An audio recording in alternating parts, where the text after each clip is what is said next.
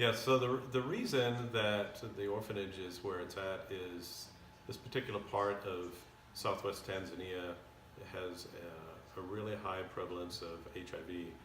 As HIV was moving through Africa and taking root, this particular part of Africa really was hit hard, and upwards of 15% infection rate. And what that translated to is that there's a lot of parents that died and left their children, and a lot of these children that are orphans, the villages that they were from were just overwhelmed, and many of the children weren't able to be taken care of. So the villages would take care of the children they could.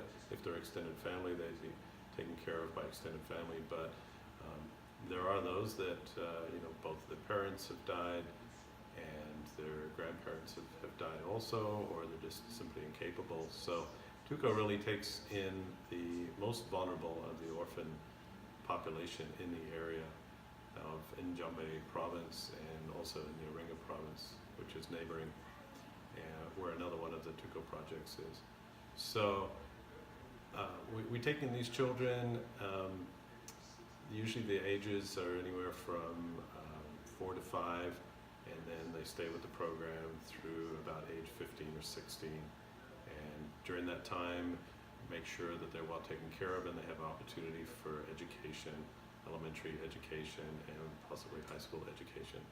And then eventually, when the children are in their later teens, usually they can go back to their village.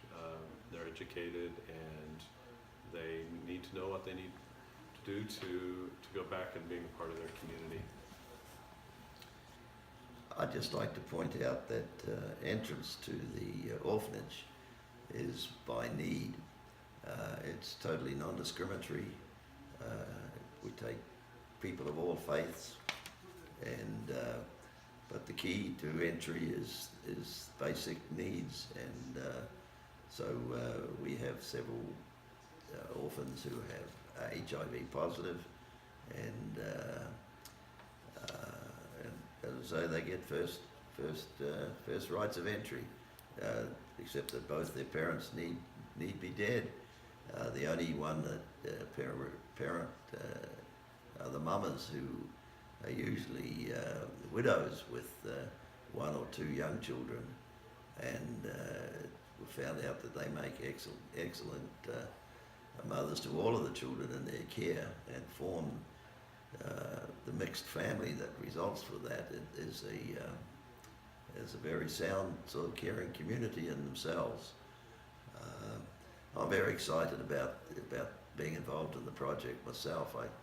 I've never really done anything like this before in my life, but it's been a delight to work with our donors and the people, particularly in Idaho, who are so generous and have such faith in Father Bruno, and I think in our board of directors. None of the directors are paid, or they even use their own funds for overhead costs, so that 100% of funds will go through to the orphans. The Father Bruno is a talented person who he was an orphan himself at the age of 4, and so he grew up understanding the whole system, and which led him to this. And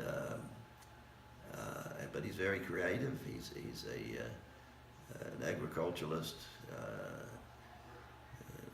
Put in fish ponds and for food, and he's got a granary built now that can store all of the grains and that come off several farms that we have, and the water wells, the equipment, the septic systems and everything are properly designed, and this consideration to the future employment of our graduates from the program, Bahosi, training a lot of the women and the mamas to use sewing machines, and that means when the girls graduate, they're pretty well assured of employment by virtue of their sewing skills. And the boys will be skilled in the use of tractor and farm implements, and because they're involved in each home has at least a minimum of 1 acre. This is at the orphan village that we've created in Indomilla.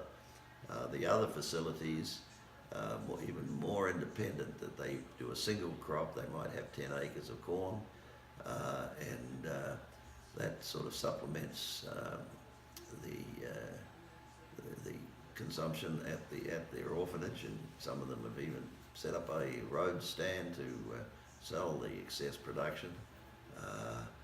It's all very exciting, and it seems to be working, and we've passed the main hurdle where the great amount of funds were required for construction and development, and now we're settling down to basic care into the future for the orphans. We're fortunate that the government of Tanzania provides primary education for the children. Secondary education is much more, it's very expensive,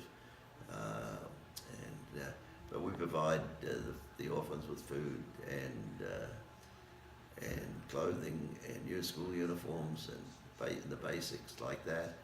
And this year we're started at kindergarten, Yes. preschool, Yes. on site, and so there's a building and teacher has been provided, so the children have started that this year. Yeah. So there'll be demands for funds into the future, but this opportunity with these 3 talented healthcare workers, it's so lovely to see these ladies planning their mission, their health mission to